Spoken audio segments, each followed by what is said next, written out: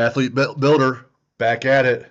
Dan Braun here today with Braun Body Training, and not just one hat, wears multiple hats. We're going to get into the fact that he's a Dr. PT, owner of Braun Performance and Rehab, works with 𝗦𝗀𝗏𝗶𝗹, has some performance partnerships, and then also runs his own podcast where, like me and Lucas, we want to find more subject matter experts, get better with our weekly continuing education, bringing on athletes and coaches, learning about what makes them tick and what builds them. So Dan does the same thing that I'm doing in that regard, and has been doing it a bit longer than I have. I'm only 100 episodes in, and he's way, way past that. But wears a lot of hats, likes to be fit, and grew up playing a lot of different sports. Still active today. So we're lucky to have Dan. We're gonna get into a lot of things, but hey, man, Dan, thanks for being on the show. Yeah, Jim, I really appreciate you having me on, man. I love the work that you're doing. Right away. How old are you, Dan? 28. 28. If you could play any sport right now that you want to play, what sport would it be? And then you have to be a professional at it. So what sport would you want to play professionally right now? Yeah, I think it's a great question. And just looking back at my past history in sport that way, played soccer, baseball, football, all that in high school. Also grew up skiing, water skiing, wakeboarding, all that sort of thing. And I think if I had to narrow it down to one or two of those, I think one, being a kicker for a pro football team would be that. To me, that's like the best life there could be, right? Like you're making pretty good salary, pretty good money that way. You get to be on the football team, but maybe lower injury risk than some of the Right? other positions that might exist that way. So I Sure. like to think that the kickers definitely have a good gig. But by the same token, I also think it'd be really awesome to ski professionally as well. I have a ton of respect for the pro ski racing world that way. And, some of those athletes, Bode Miller, 𝗍𝗶𝗶𝗃, the stuff they're doing in the space is just absolutely incredible. Given your body type and what you can do, what sport do you think you would be best at? Considering I've been skiing since I was like 15 months old, I like to say skiing is going to be the thing. And it's funny because if you look at me playing some of these other sports, like I have the physical strength and the power for it, but I'm a little bit of a motor moron, self-proclaimed.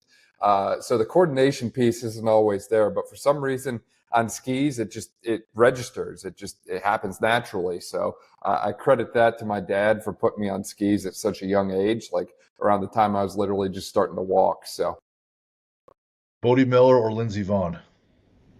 that's a great question. I think they're both absolute legends in the space that way. And they're both some of the best athletes there are. Just from a personality standpoint, I think I vibe a little bit more with Bode Miller. Like if you look at his history as a ski racer, I think he's got a little bit of a rebel attitude that way, and the stuff that he's done. And he's someone that really just knows no limits, and he's just going to continue to push it as hard as he can, as long as he can. And I have a lot of respect for that, and I like to think that I embody a similar kind of a vibe with the work that I do that way. Bode's a big partier at some points in his life too.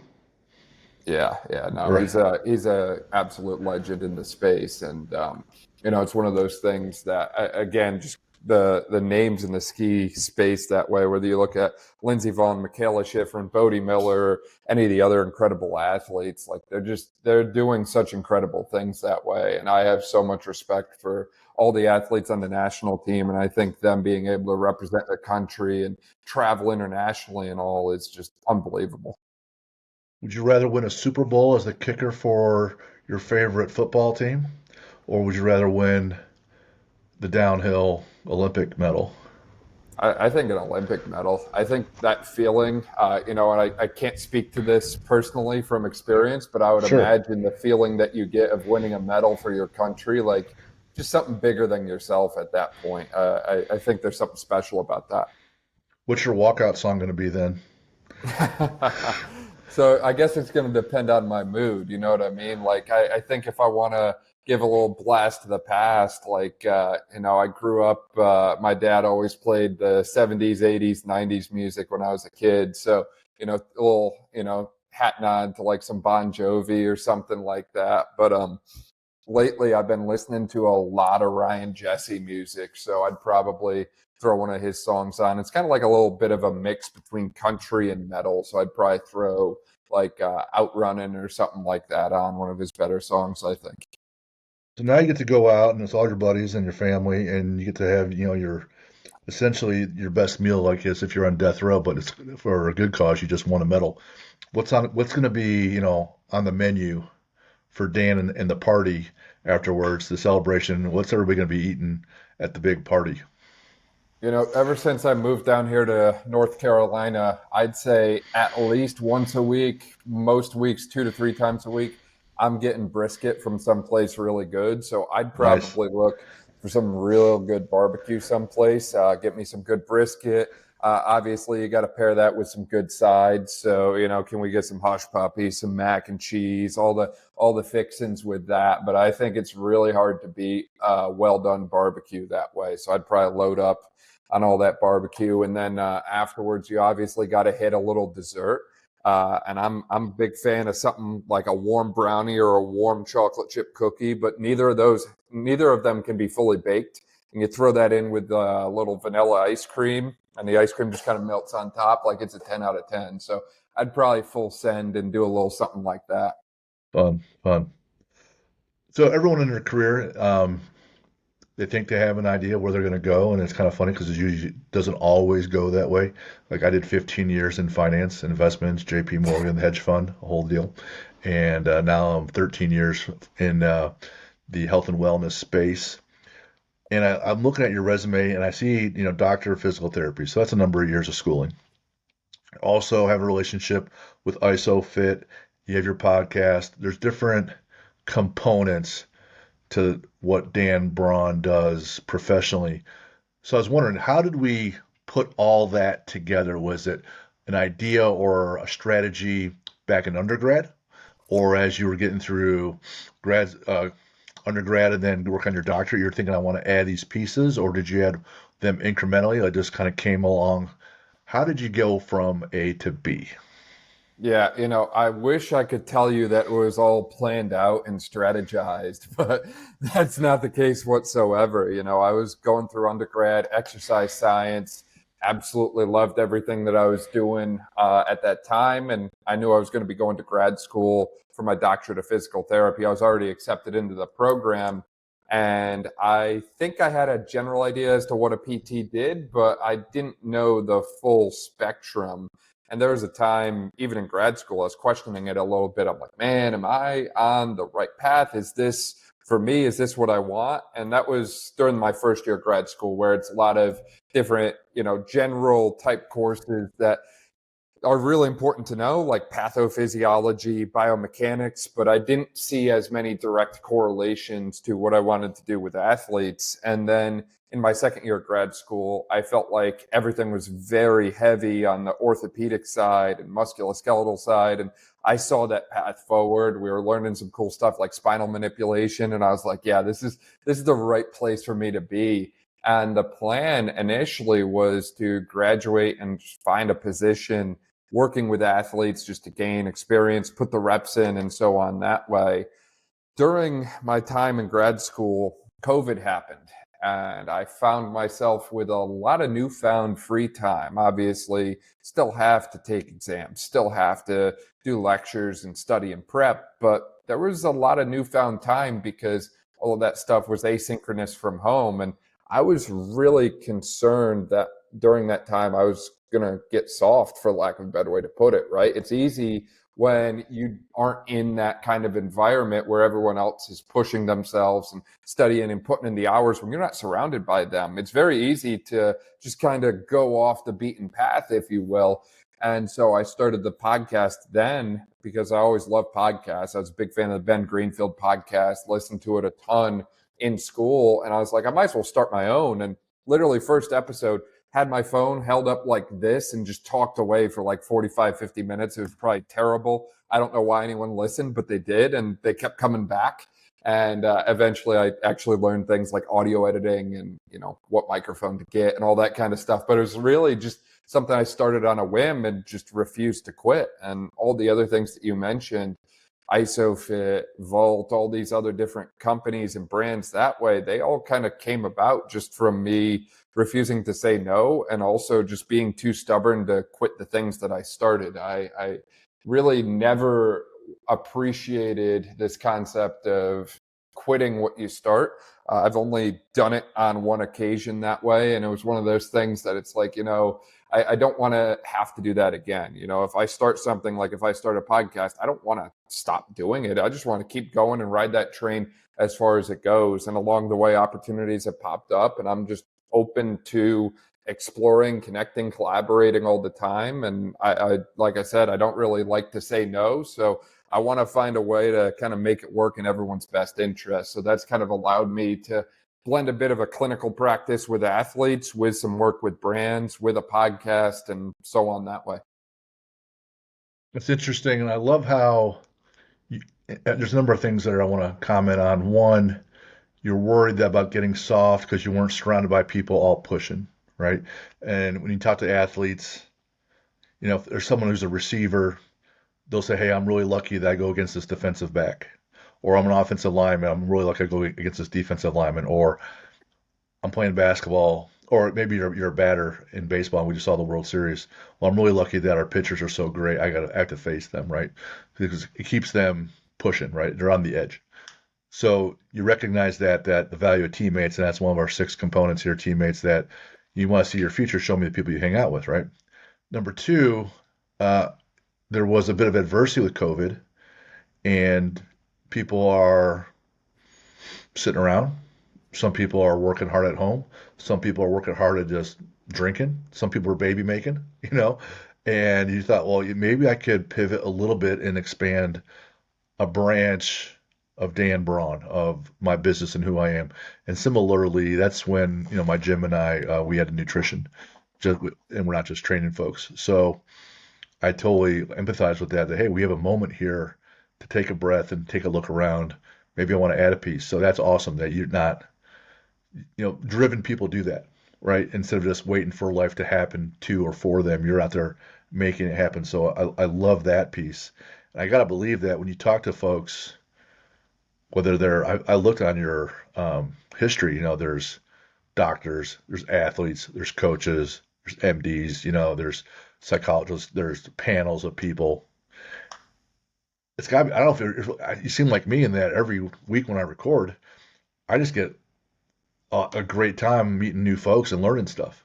And so I can get better just by hanging out, listening to someone else talk. I don't have to read a book this time or listen to someone else, but you just kind of share with someone else's perspective. And I just find that just a huge gift from God. So I really like the approach in that, see, I'm at 50 and you're not even at 30 yet. So, man, you got a lot of years and a lot of potential to keep building that impact. So, man, good for you. Yeah, I appreciate that, Jim. And I mean, just to kind of build on those 2 points that you mentioned there. First off, in relation to COVID and everything we got started during that time and everything you got started during that time, Jocko has a really good line that I can't remember word for word off the top of my head, so I'm going to paraphrase it. But essentially, he's talking about this situation, 𝗬𝗏, where they were kind of just on hold, right? Him and his team are in a building, and everyone's just on hold waiting for an order, and no one gave an order. So Jocko steps back from the situation, assesses things for a second, and then gives an order, even though maybe it wasn't his duty or role or responsibility to give the order. He stepped up and did it anyways. But he talks a lot about that moment where he just stepped back from the situation, literally one physical step back. And I've been able to do that a number of times since COVID. That's when I first came up with this concept, or heard this concept, I should say.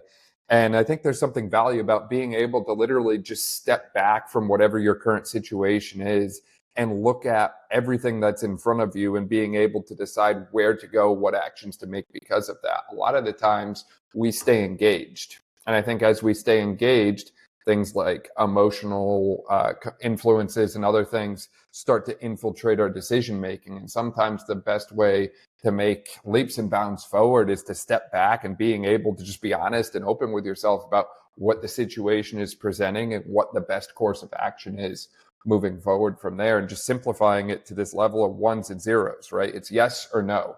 Is this the right thing to do? Yes or no. The more simple you can make it, the better off you're going to be. And I think, to your point on the value of conversations, to me, I think there's value in every conversation and every connection. I don't really care what someone's title is. I don't care if they've been in the space 1 year or 20, 30 years. I want to connect with them, and I want to view that as a learning opportunity and experience. Best example I can give of that recently, a couple months ago, we did a roundtable podcast with some lacrosse strength coaches, and I had someone send me a text afterwards, and they were like, hey, enjoyed it, loved it, really learned a lot. But one of the guys on there said he was just wrapping up his first year. I was just curious, why did you have him on if he's only worked in the sport for a year?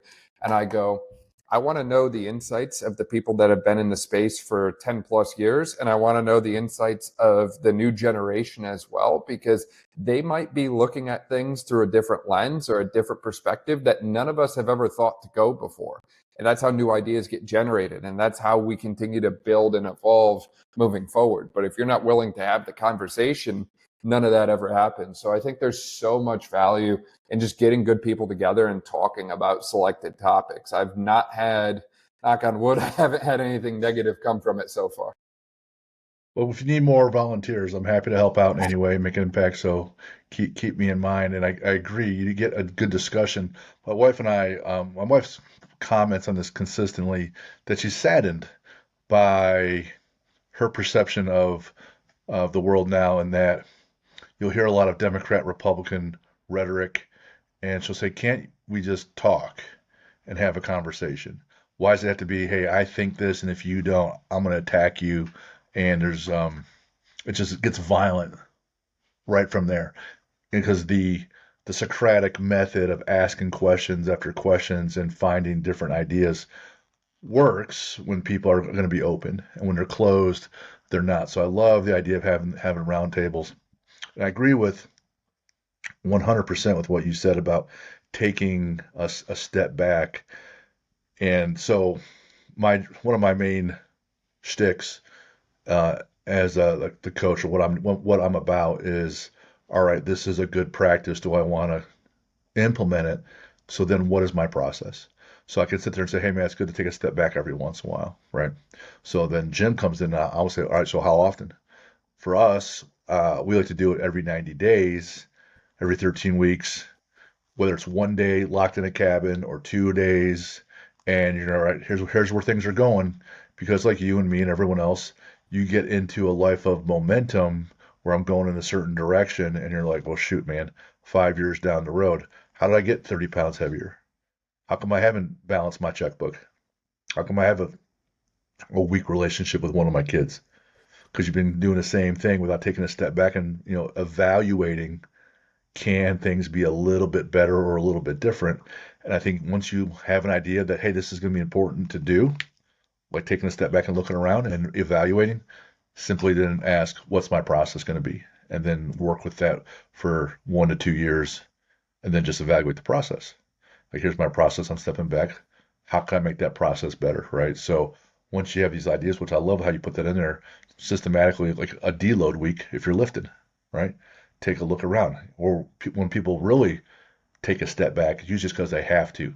I got injured. My spouse left me. I got fired. I didn't get promoted. I got problems with faith. Well, now I have to take a look because now I'm forced to. I keep getting speeding tickets. That was me in college, right? So without being forced to, if you can systemize it yourself, then bang, you can just keep making more and more progressions, and it's a lot easier. Absolutely. Yeah. And to pull a line from Jocko once again, he has a line about how discipline equals freedom. And it's the concept of being disciplined enough to stay to those routines, to stay the course of some of those things that are pretty easy to deviate from, right? it's very easy to continue to train and push on. It's not easy to step back and slow down sometimes, right? What's the hardest thing for a car to do? Speed up and slow down. It's real easy to sit there and stay on cruise control and keep going. But Sure. sometimes you hitting the brakes and slowing down a little bit is the best thing that you can possibly do. Whether you're a coach, clinician, an athlete, just slow down and assess yourself.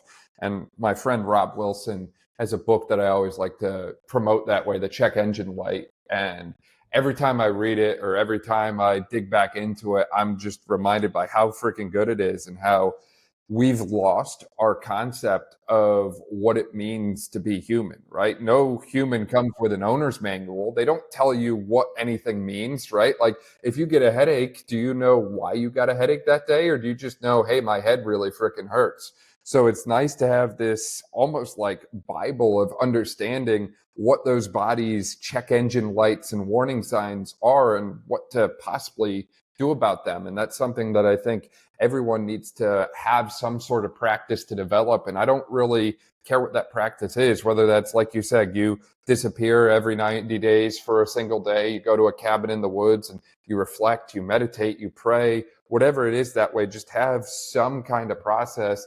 I'm more of a everyday, just a quiet period, right? Like, hey, can I put the phone away? Can I separate myself from the screens and all this external noise that just exists in the modern world and just be still and quiet with myself, right? Or a lot of the times in this area, athletic space is absolutely booming. And I have no issue going to a game and watching half a game or an entire game, just going and watching. And it's like, a lot of times people think that there needs to be some type of like, oh, you need to go with a group of people. You need 20 of your best friends to go and enjoy it. Or you need to constantly be on your phone to get the most out of life. And it's like, no, I think there's so much value in the peace that comes with not needing any of those things. I know, Sure. My friend Kipper Anderson, and him and I joke at least 3 times a week about how one of these days we're both just going to pack up, buy a ranch in Wyoming and fall off the face of the earth. And it's like, for me, that's the new value of peace, One of my members at the gym asked me the other day, "Hey Jim, if you weren't coaching, like the place burned down and you didn't feel like rebuilding, like what would you do?" And I said, I probably wouldn't do this for long, but maybe just a year. And they're like, "What?" I said, "I'd probably find some small farm and just muck the stalls. And I don't care if I'm shoveling shit or baling hay, just something where it's manual and quiet, and I can just be at peace and just calm down, not be at all stimulated. That would be it might be a good way to rest. When I talk or work with or collaborate with physical therapists, and I'm not saying one method is right or the other, but they seem to become in one of 4 categories. One, the physical therapist wants to they work with patients, and the whole approach is get them out of pain. Or 2, they get them out of pain, but then also find the root cause and kind of address the root cause. And then some physical therapists want to get them out of pain, address the root cause, and then they have small gyms attached to their practice, and they'll train people one-on-one, or maybe small group, like 1-on-4, 4 athletes. And so some people work in just one of those 3 areas. Some people work in all 3, so that'd be the 4th iteration. One does all 3. Tell me about Dan Braun's approach and practice and how you work with people. Yeah, so this might be a little different than what other people feel, think, whatever, but I think everything you just outlined has a time and a place. Ultimately, I think everything exists on some type of continuum or a spectrum that way, right? Like earlier, you throw out politics, and there's a left and a right, and everything exists somewhere along that spectrum. The same, in my opinion, is true in the physical therapy space, right? Like we take manual therapy.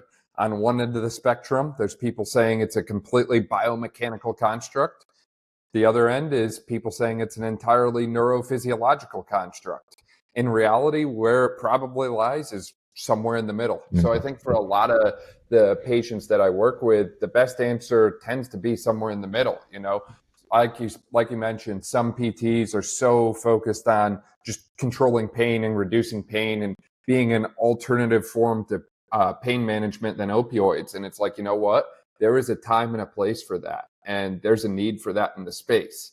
But not every single person that needs physical therapy needs that approach. So for me, I want to have that skill set of I need to be really good at reducing acute pain. In the athletic space, maybe there's times when athletes have conditions that biomechanically are not going to impact their performance. But from more of that neural side, it just really freaking hurts and they don't know why. And that pain is preventing them from doing what they want to do. So from that standpoint, yeah, if I can address the pain, then yeah, we're in a good spot. You mentioned the root cause, and this is a interesting term that I see thrown around a ton in modern times, especially in this online social media world. And where I think this term gets lost is a lot of times people will say, oh, it's the root cause. It's this one thing. And they go all in on this one thing. You know, the reason your ankle hurts is because, oh, it pronates too much. Or the reason your hip hurts is because you don't have internal rotation range of motion. And once you get that one thing that you're missing, it's going to be all better magically. And to me, I don't really think there's ever one root cause to all these different complex issues that we've gotten. You know, you mean to tell me that you are so confident in your assessment that you did in 20 to 30 minutes that you have figured out the root cause of why this athlete got injured? In reality, there's hundreds of different factors, right? Did you account for their sleep? Did you account for their nutrition? Did you account for their stress level? Did you account for their pre-injury baseline, whatever that functional status looked like? Did you account for all these different variables and factors, right? Like there's this rise in the sports science space now. And it's like, you know, from one single jump on a set of force plates, I can get 7 pages of numbers and data. It's like, did you account for every single one of those? Because if you didn't, you're not going to convince me that one single number on that sheet was the root cause of the whole downward spiral. So for me, I like the concept of the root cause, but I take it a little bit further, something that I call it a little bit more holistic, where it's like, hey, can we look at the entire athlete picture and talk with them as a person and not just isolate it into a few numbers on a sheet and not just isolate it into, oh, objectively, they have this gait deficit, this range of motion deficit, and this strength deficit. I think the more you look at the entire spectrum of the athlete, the better your assessment is going to be. So we've got our pain, we've got our pain plus root cause bucket, and then you obviously mentioned kind of the rise of the gym and the athlete space. And I don't think it's a secret that a lot of physical therapists are trying to adapt right now with some of the changes in the insurance model. And by the same token, I think a lot of PTs feel they've been too reactive and maybe not proactive enough, right? Instead of just waiting for something bad to happen, instead of waiting for a fire to start and then we're going to come and put the fire out, why not prevent the fire from starting in the first place? So I think they've started to shift towards this maybe preventative model that tends to be a little bit more self-funded or self-paid. But hey, you know, if we can prevent these different things from happening, maybe you don't need to come and see us in the clinic. And I think there's a great role for PTs in that space. But ultimately, it's one of those things that I see a lot of people trying to do everything, right? They try to be the expert pain management person. They try to also be the best at diagnosing and get to the root cause of stuff. And then they try to be the gym, fitness, and strength and conditioning professional. And it gets exhausting trying to run 5, 10 different directions simultaneously. And for me, I think if you're going to do all those different things, you have to have a good team of people around you, people that you can lean on and trust to help you with those different endeavors, right? Like, hey, you know, if we want to be a PT facility and we want to have strength and conditioning, can I partner with some strength coaches who can help run that? And maybe we meet on a monthly basis and collectively discuss the programs. But like, if I'm a physical therapist, do I need to be the one running every single session that those athletes do and working with every athlete? Or, you know, do I trust some of these other people that are really, really good at their job to maybe do that along with me? And then we can kind of collaborate and work together. I think a lot of times people think that the table only has room for them to succeed and they have to do it all themselves, when in reality, there's plenty of room at the table for everyone to succeed and get to that higher ground. The more you pour into those around you, the more it's going to come back in term in some crazy way of how the universe works, and just continue to pour into your own cup so that it's just overflowing constantly. If you follow Tim Grover at all, he was Jordan's strength coach back when he was with the Bulls, and then also with Kobe. He's written Relentless, and he's written Winning, and been through his books. And when he's asked about, what's the one thing, he almost gets offended, but not really. But it's like, hey, there is never one thing, right? So I'm glad that you answered it that way. From our approach, our philosophy with Athlete Builder, we'll get 6 big buckets, and each bucket has a ton of things, whether it's your mindset, knowledge of your sport, how you work with people, your training, nutrition, or recovery. So any one of those is a cross current with the athlete. And you mentioned, like, you come in to jump and get tested on your jumps. Yeah, maybe you were behind on sleep, or maybe you broke up with your girlfriend and you're behind. You got to take a test coming up, and there's a lot of stress. So then your nervous system is shot and you can't exert force very well. So there's so many cross currents. So to say there's always just one thing, there never is, right? I think ego gets in there when we're like, oh, you know what? I'm the strength coach, and the one thing is that they're not very strong, they're not very fast. And if I fix that, 'cause that's what I'm good at, then the athlete will be great, So if you want to go fast, go alone. If you want to go far, go with someone. African proverb, right?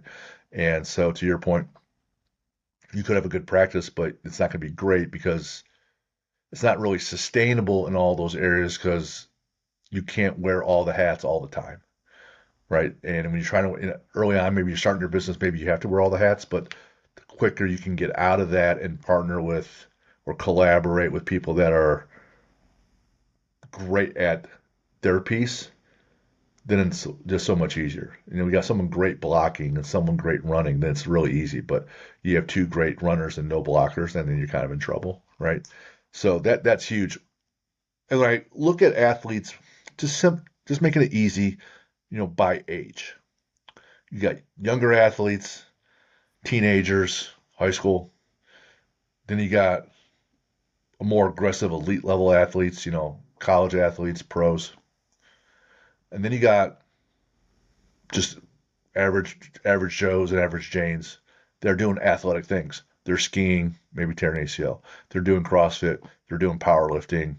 They're doing whatever, but they have, athletic type injuries. In any one of those 3 areas, younger ones, the elite level athletes, and then just average Joes, do you see any significant trends with injuries? And then you come up with like different preventative things. So do you see any like trends that you're like, man, I see a lot of ACL tears, or I see a lot of people that hamstring tears, or whatever, shoulders in CrossFit, or backs in powerlifting? Do you see trends in those areas?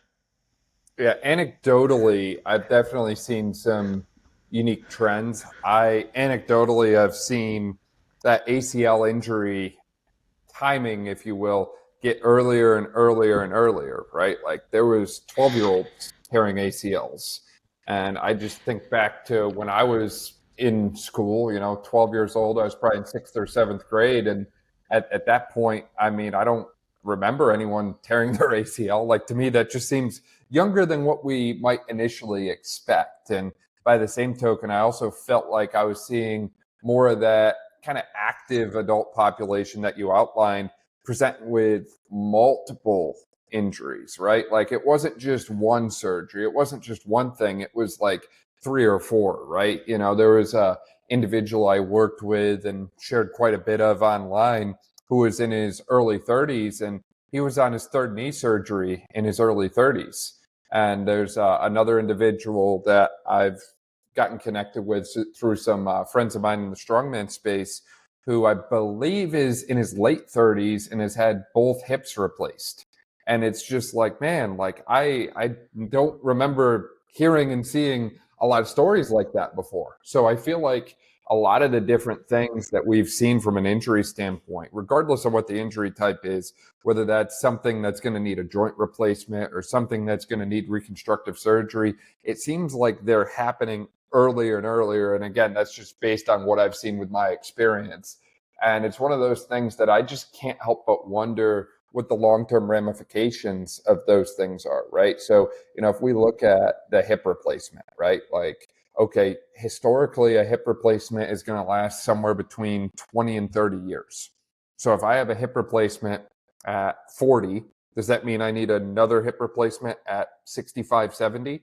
And Probably. if I live long enough, does that mean I need a third hip replacement now? Like, what's happening between hip replacement number 1 and hip replacement number 3? Because once those things are cemented into the bone, they're not overly easy to get out. So I've certainly seen that kind of anecdotal trend of things shifting earlier, and I'm interested to see where that takes us long term. But by the same token, with the way this field advances, especially from an orthopedic medicine side of things, the way we address these issues now is going to be so far in the past in just 5 years' time. The way knowledge and information is advancing, that I'm somewhat concerned about the future, but I'm less concerned just with the amount and speed and rate that all these advancements are taking place now. I used to compete in the strongman world from like age 39 to 46. And, I work with a lot of CrossFitters that are just the average Joes, but some are pretty decent, compete, locally, student athletes. And what I tell people is that when you compete, you're not trying to be healthy, you're trying to win. You're trying to win at things, so you'll do things that are out of the normal range. At 6'3", I didn't need to be 320 pounds, but I was, because it helped me move more mass. Now that I don't do that anymore, I have no business being 320 pounds and left. Thank goodness I'm not. What I find, like when you have kids doing travel sports, they're being very competitive. The body's under a lot of duress. Or you have people that are now going from the couch to CrossFit, or couch to powerlifting, or couch to half marathon. They start doing one thing quite a bit, and then they don't realize that to do certain things, you have to do a bunch of other stuff too to enable that. So if I want to bench well, I don't necessarily just need to have a stronger chest and shoulders and triceps. I need a stronger back. I need to pull well to balance things out. And if I'm doing a lot of travel sports, I need to have enough strength so my skeleton denses up and my muscles will protect me, and my ligaments and tendons. And if I'm going to be doing CrossFit 5-6 days a week, or I'm going to be competing in powerlifting, or I'm doing triathlons, if you don't do the prehab and rehab work, and you're doing this at 30, 40, and 50 years old. So it's, if you want things, you want to do things, you want to pass your calculus exams, you got to do the other stuff that enables that to happen. And what happens, like me and anybody else, you don't do some of the little things, the prehab, you don't do the nutrition, you don't do the mobility and stability things, and next thing you know, well, shoot, I got hurt, right? And so I think that it's okay when people make a decision. I want to be really aggressive. Like if you're always skiing and you have weak legs, well, those knees are going to have some problems. Your hips are going to have some problems, right? You have a weak core and you can't hold a good posture, and you're in flexion and extension all the time in your spine, you're going to have some problems. So make decisions. That's fine on how you want to live your life. But then you also have to make the decisions to do the work to enable that.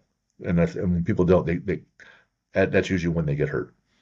Yeah, my friend 𝗦𝗫𝗍𝗀 summed this concept up perfectly in his book. The title is "Sweat More During Peace, Bleed Less During War," and it's as simple as that. The more you prepare for the things that you're trying to embark on, the less likely you are to have things go wrong when that time comes. What I then do is say, hey, I don't need to be perfect. I don't need to know everything. I just want to keep asking the questions. So if I come to you, Dan, I'm like, I'm a soccer player. I'm like, hey, I'm playing travel. I'm playing this much. What am I missing? What do I need to do differently in my preparation? You said, sweat more in practice, right? Well, physically, what's my training look like? What's my calorie intake look like? What's my what kind of strength training should that look like? So just keep at. I just want people, athletes and coaches, to take a minute, take a look around and say, hey, do I need to be doing anything differently at all? Whether it's that every 90 days or once at night, but hey, I'm going to make this plan for this year. What do I need to do differently? Just take a minute and have a look around. I think people just make a decision. All right, I'm going to play on this team and play travel or whatever, and they don't envision at all what comes with that. And maybe they couldn't because they're not able to see ahead. But find someone who does work in that space and say, hey man, I'm gonna start being a Highland Games thrower all the time. I'm gonna compete 6 months of the year. What's missing in my approach so I have some longevity? That's all I'm telling people to do. Ask some questions. Yeah. Yeah. I mean, at the end of the day, you kind of become your own high performance director, or maybe the parents become the high performance director for their kids that are the athletes that way. And it's like you become the person who asks the questions, to your point, but also kind of surrounds yourself and builds out that team, right? Who are the people right, that yeah. you surround yourself with? Going back to your point before about the importance of surrounding yourself with the right people, right? Like, hey, we're going to surround ourselves with a good strength coach, good nutritionist, and we're going to surround ourselves with a mental performance coach. And that's going to be our initial team. And it's like, oh, injury happens, unfortunately, for reasons outside of our control.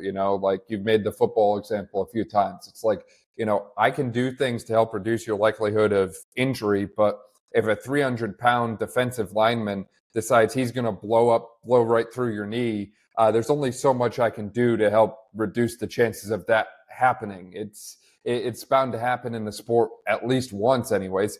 So that happens. And then it's like, okay, now that team includes physical therapist. It includes AT at the school, whatever it is that way. It's like, that team evolves and changes over time, but ultimately the athlete or their parents or other key stakeholders have to act as their little high performance director to help them navigate those situations, those conversations, that team dynamic, and so on that way. I love that piece about accumulating your team. You're only as strong as your weakest link, obviously.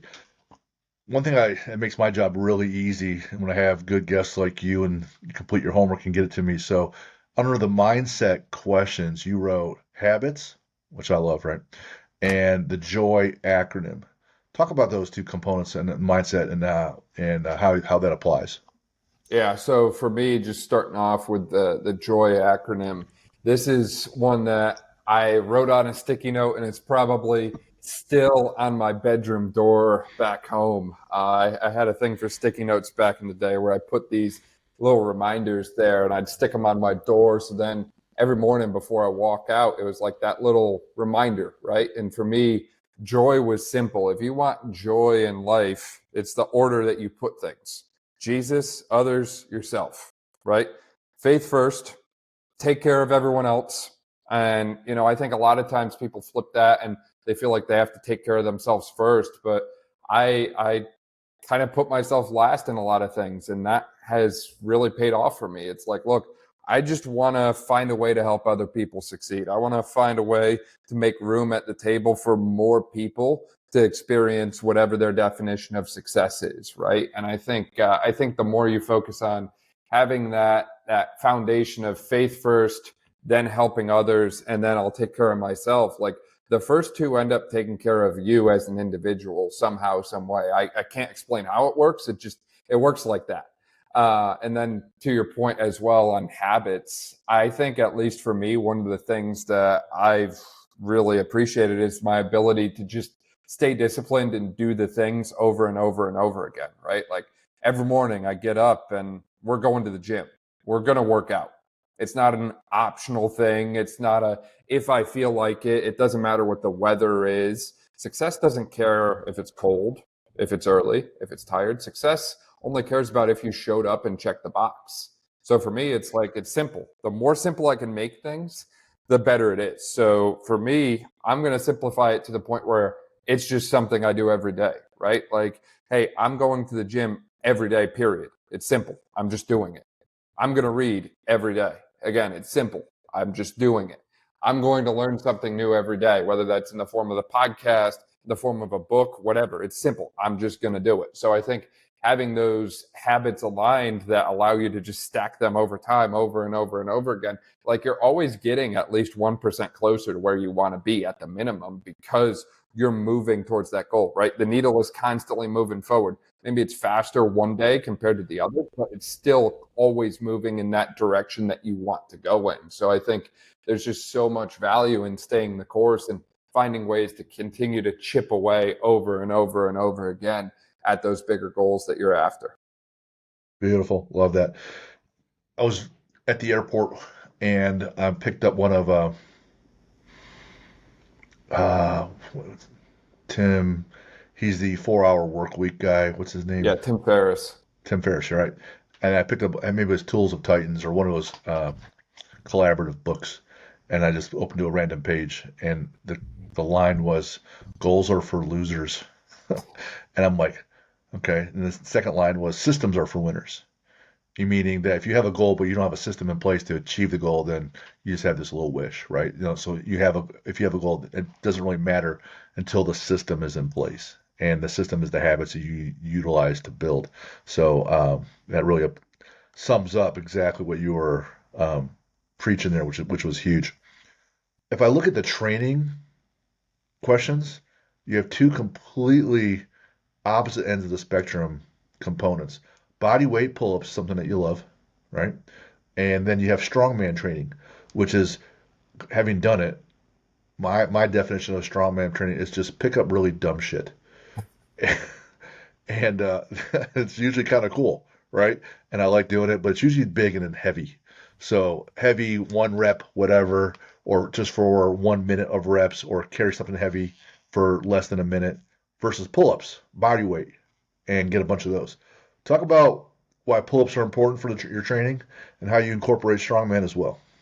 I think pull-ups are the perfect analogy to life, right? It's all about pulling yourself to higher ground. But like I said before, it's not just about me. I can't just be strong enough to pull my own weight up top. So I want to get so strong that I need to be able to physically lift other people up as well. So I've got some videos floating around in the internet space of me putting other people on my back and repping pull-ups. And I recently was like, you know what, screw it. I'm going to write a program for the entire month of October and just focus on doing as much weight as possible, almost like a 1 rep max for a weighted pull-up.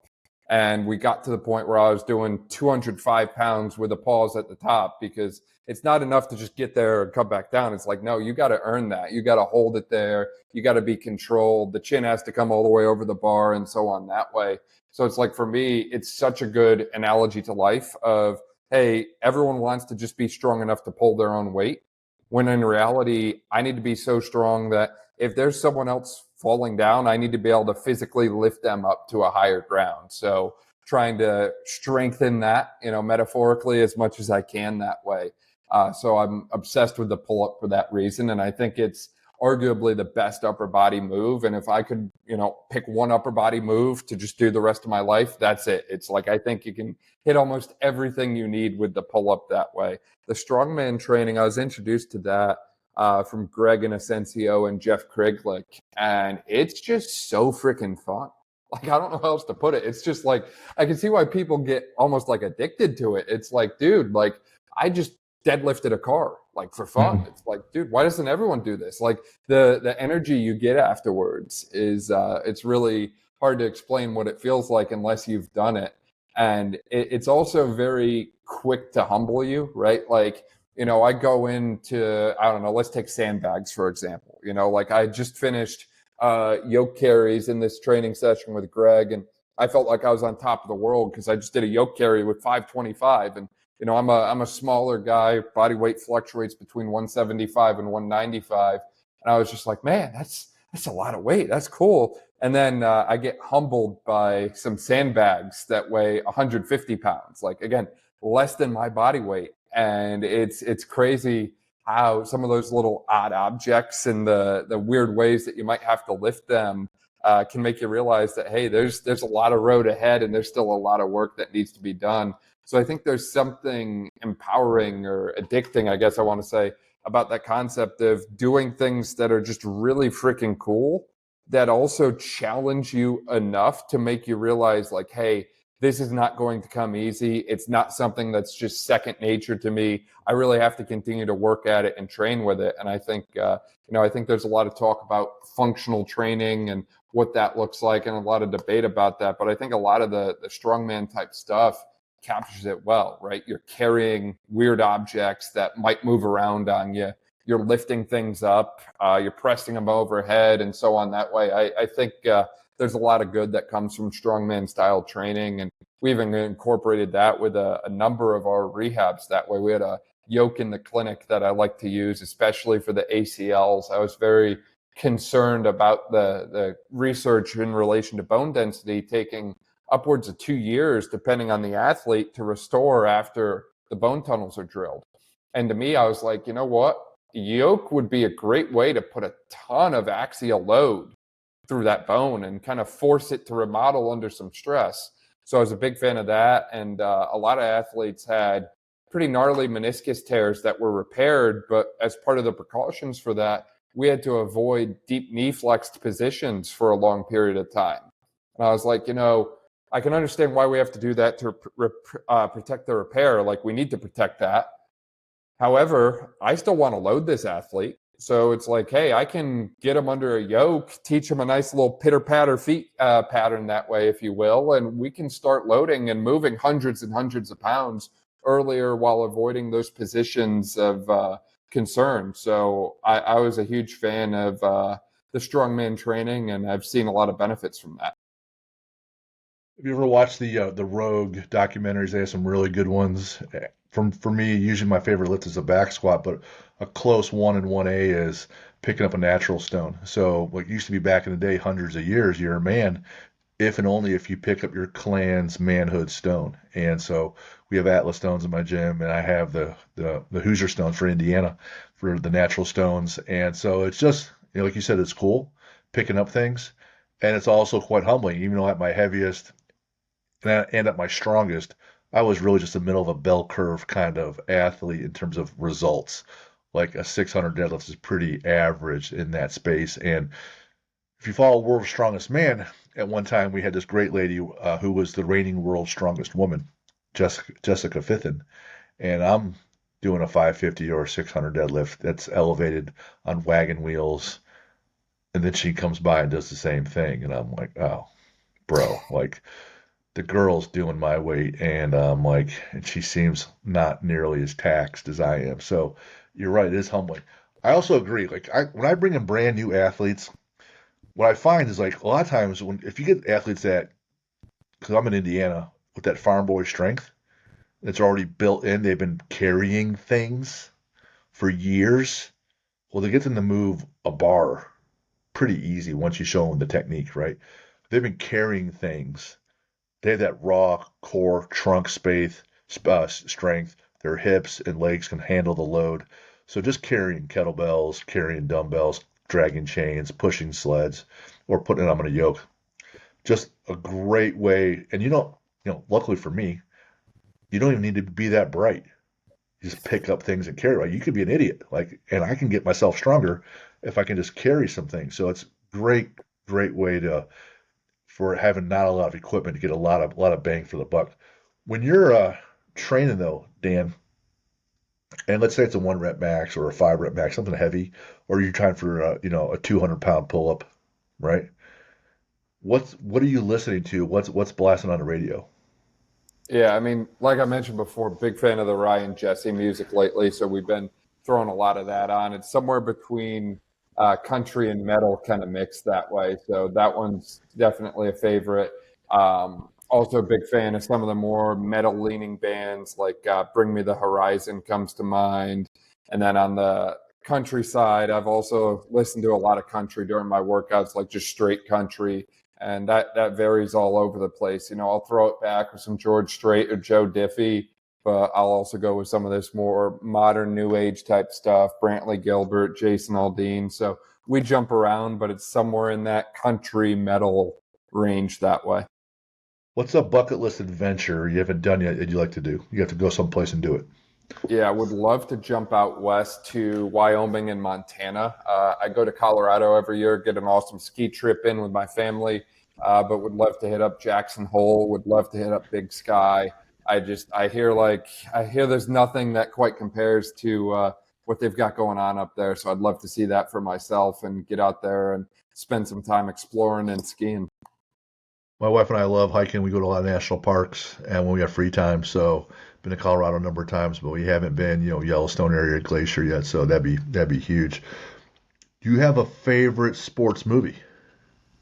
Yeah, I mean, I guess it depends on what your definition of a sports movie is. First one to come to mind for me is Point Break. I think it's just an incredible depiction of some of the extreme sports that way. I know it's not The one necessarily guy. a sports Do movie, there's other action components to it, but all the sports scenes within it are just absolutely incredible. you mean the Point Break version back in the day with Keanu Reeves, Patrick Yeah. Swayze? So there's the original one that you mentioned with Keanu Reeves. There's also a newer version. My hot take is I think they're both good. I know usually people try and pick, the older one or the newer one, but I've seen both, and I think they're both good.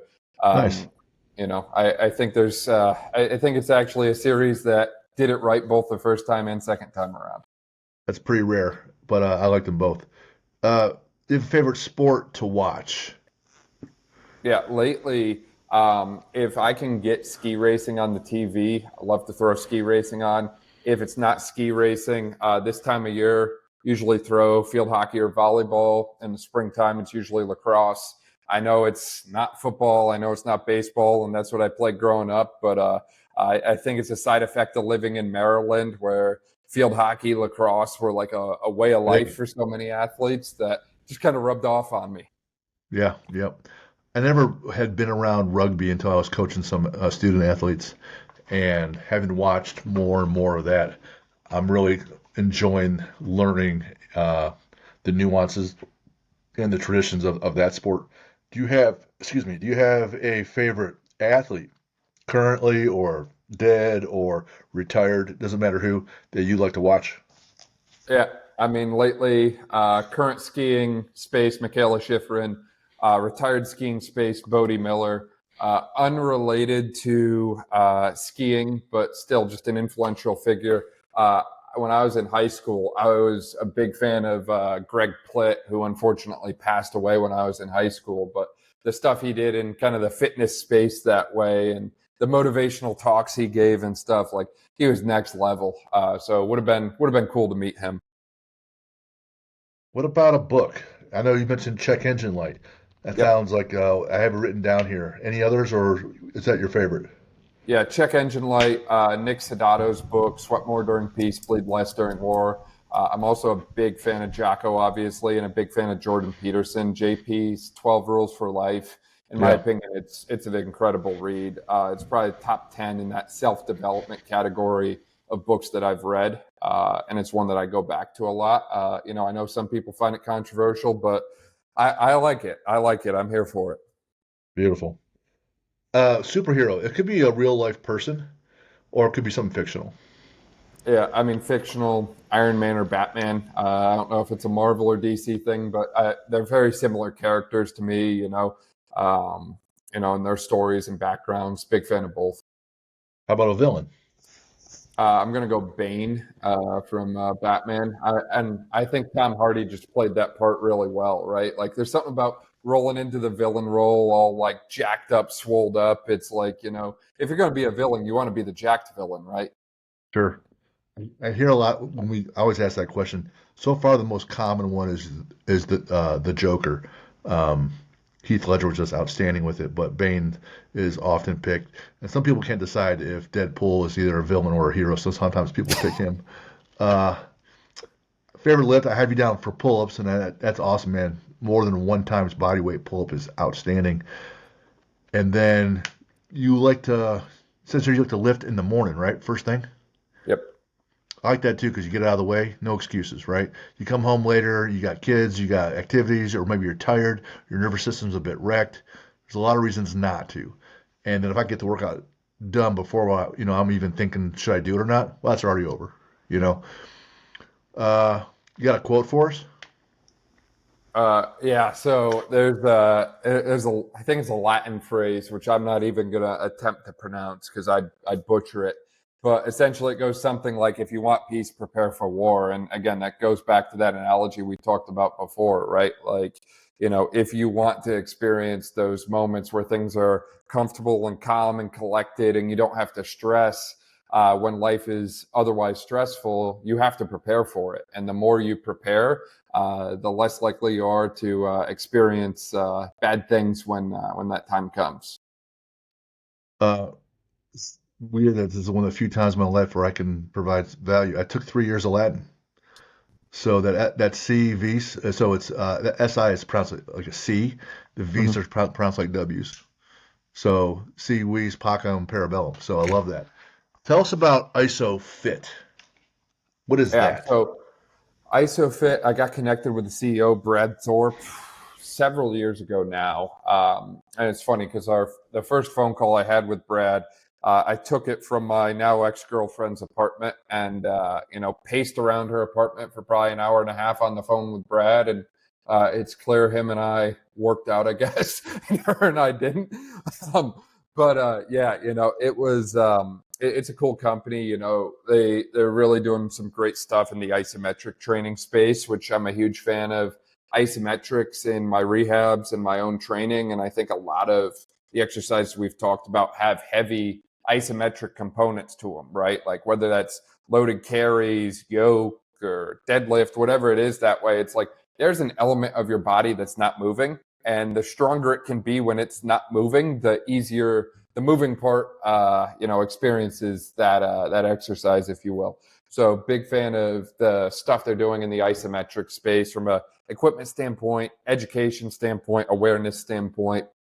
I think it's good to be involved in something like that. I don't see a whole lot of companies going all in on something like isometrics, but I think it's cool to kind of be involved in that space. And I get to have a very broad role there that involves travel, involves a lot of connection and FaceTime with people. I've been able to meet so many cool people and hopefully have a positive impact on so many cool people as well, whether that's through the product or the education or whatever that way. I think it's been a really fun addition to the growing list of things that I do. The original, some of the best lifters with the West Side Barbell folks. There's the concentric, then the eccentric, but that same group was still doing isometrics, and it kind of got lost a little bit. So a lot of the greats, the elite FTS, the Matt Wennings, they do that. Cal Dietz, you'll hear him talking about that triphasic training, and one of the three phases is the isometrics. So it is a component, and when you neglect any component, nutrition, recovery, or even in your lifting, an isometric versus dynamic movements, you're gonna develop some kind of imbalance or weakness, and it's just another tool in the belt to make sure that you can keep doing things and sustain it. Where can we find you online, Dan? Yeah, so my MySpace account is Beautiful. yeah. So Instagram, You're too you young to even can make that joke, bro. Braun, just my last name _PR, just for performance and rehab. You can find that on Instagram, TikTok, YouTube, all the different things that way. And my email is braunbodytraining@gmail.com. That's probably the quickest way to get a hold of me there. And the Braun, Braun, So in the email, it's spelt with a W. right? With everything else is spelled with a U. So the original LLC that I formed was Braun Body, Braun with a W. And the advice given to me at the time was, if you ever sell it, you don't want your last name to be the thing on it. You want it to be separate. And Sure. maybe that was terrible advice. Maybe it was That's probably great right. advice. But we've evolved and adapted and rebranded since then. But I keep the original email. So Beautiful. We'll stick around here for a few minutes once we sign off. For those that keep following along at home, keep sending in questions. info@athlete-builder.com. Be on the lookout. Our December webinar, the first Tuesday in December. We'll be lining things up to get people squared away for all of 2026. Dan, it was great having you on, man. Love the time. I'll thank you for the gift of your effort, expertise, your willingness to share. I benefit from it. I know our listeners will also. I have some takeaways. And as you can tell, there's a lot of books behind me, so there's more books I want to get and put them in the queue for me to read. But Dan, I had a great time, and I really enjoyed it. Thank you Yeah, I really appreciate the opportunity, Jim. Thank you so much. for sure.